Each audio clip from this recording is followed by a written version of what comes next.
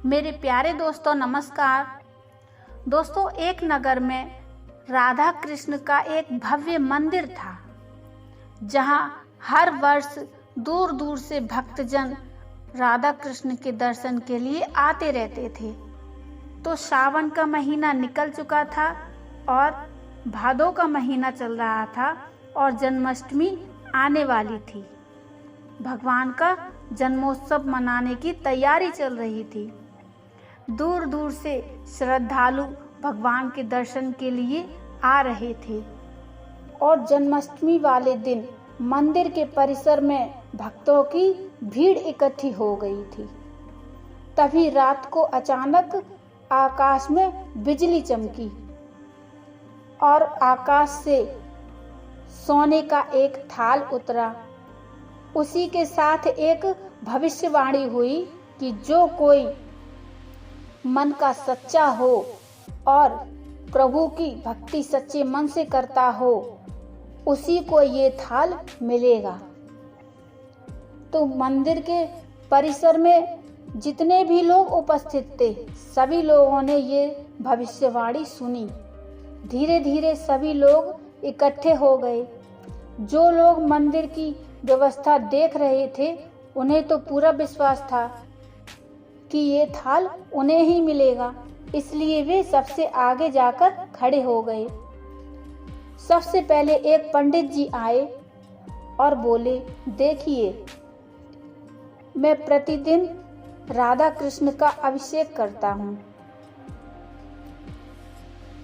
अतः मैं ही राधा कृष्ण का सबसे निकटवर्ती प्रेमी और भक्त हूँ, इसलिए थाल मुझे ही मिलना चाहिए। इतना कहकर पंडित जी ने थाल उठाना शुरू किया। जैसे ही पंडित जी ने थाल उठाया, थाल पीतल का हो गया। ये देखकर पंडित जी बड़े लज्जित हो गए। उन्होंने थाल यथा स्थान पर ही रख दिया और वहां से निकल गए। इसी प्रकार वहां उपस्थित सभी पंडितों ने खुद को आजमाया, लेकिन शायद उनमें से कोई भी सच्चा भक्त नहीं था। उन्हें भी थाल यथा स्थान पर ही रखना पड़ा। इसके बाद उस नगर के राजा का आगमन हुआ।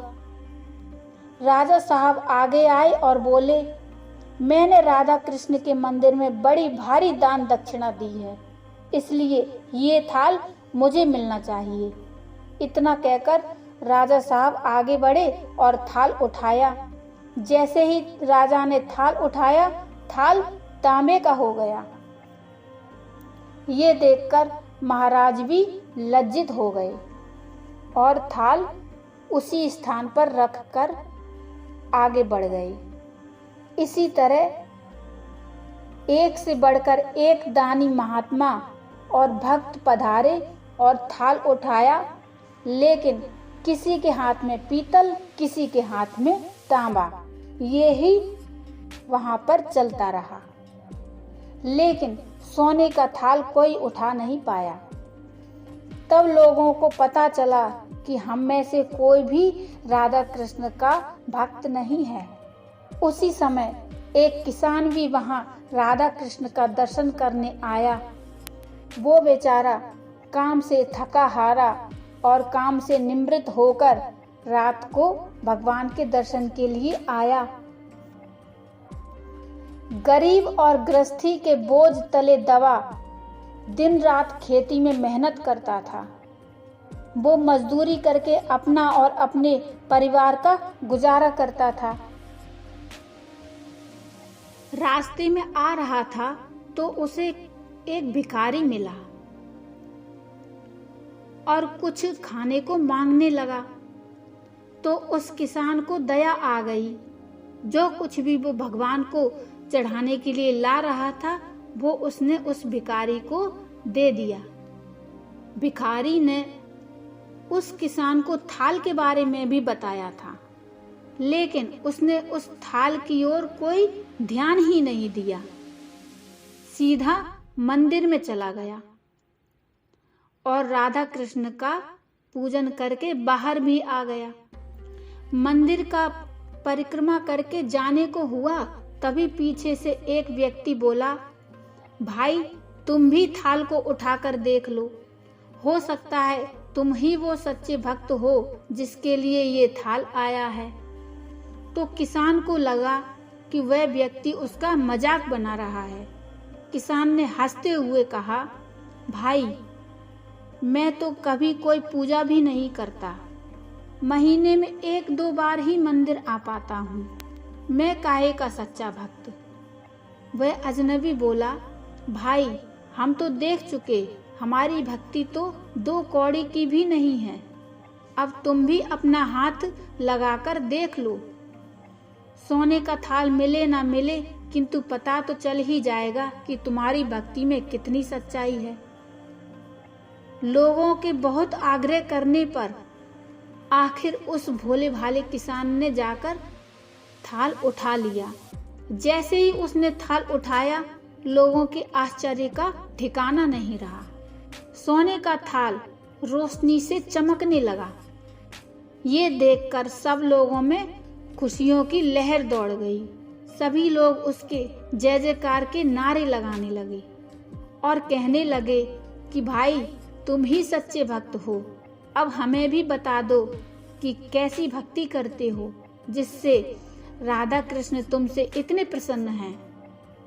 तो किसान बोला, भाई मैं कोई भक्ति नहीं करता हूँ, मैं केवल दिन भर खेतों में काम करता हूँ और थोड़ा समय निकालकर जरूरतमंद लोगों की मदद कर देता हूँ। इसके अलावा मैं कोई विशेष कार्य नहीं करता हूँ। तो लोग पूछने लगे कि तुम लोगों की मदद क्यों करते हो?